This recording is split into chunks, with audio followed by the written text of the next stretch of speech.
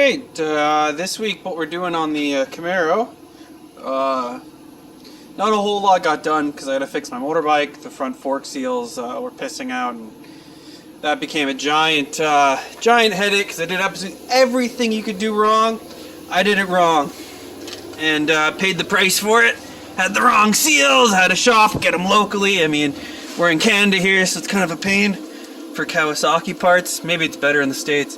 But yeah, what we're doing is we're ripping out a lot of what we put in. Because as you can see, where the actual pinch seam weld is, this is about like 2 inches lower. And just how long the car is, and it's going to be a little bit low. I mean, this is to get more ground clearance from like the 2 inches. So now I'll have around, 3 to 4 inches of ground clearance back here in the front.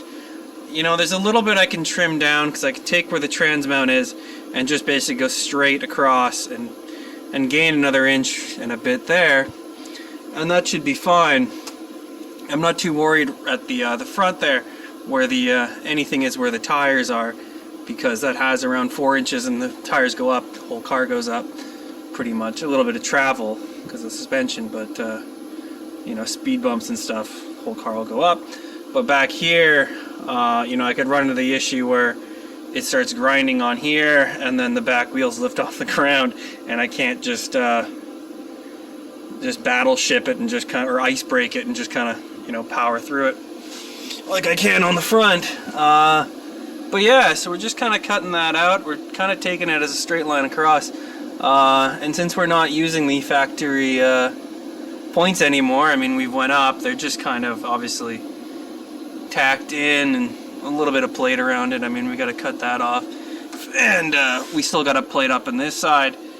So yeah, I mean, we're cutting out a lot of structure because that tube there was put in as my main support beam that everything went off of. All the front top pieces, all the plate, it all comes back down to that.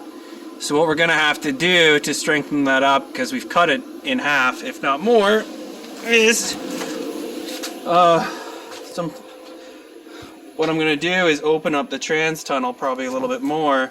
We'll probably bring her to about here where the light is and go straight across, and then we'll tie the front and the rear subframe together through probably a 1x2 or 1.5x2, something along those lines.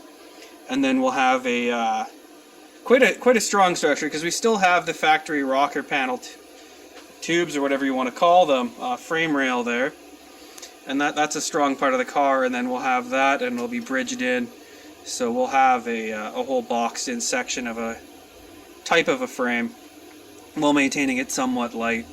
So yeah, we're coming along. It's just we're at the point where a few things have to be redone just to avoid future headaches, which is alright. So I mean, eventually I'll get to the exhaust. I got some high flow cats coming, which will be nice, because I bought some cheap high flow cats for my Z32, 300ZX, and they were great. They cut down on the drone, and that car saw no power loss at all. It actually saw no power loss whatsoever through the resonators around that car, which were a 1 inch or 1.25 inch tube inside. So I'm not too worried about losing any sort of power through those cats, because that engine's quite stout for its size at 3 liters, 200 something ish horsepower. So if I got the same level of power to displacement, I'd be pretty happy with this VTAD. But anywho, rambling. Yeah, that's where we're at, and I'll show you the aftermath probably next week when we get to it. Any questions or suggestions, put them on down below. Smell you later.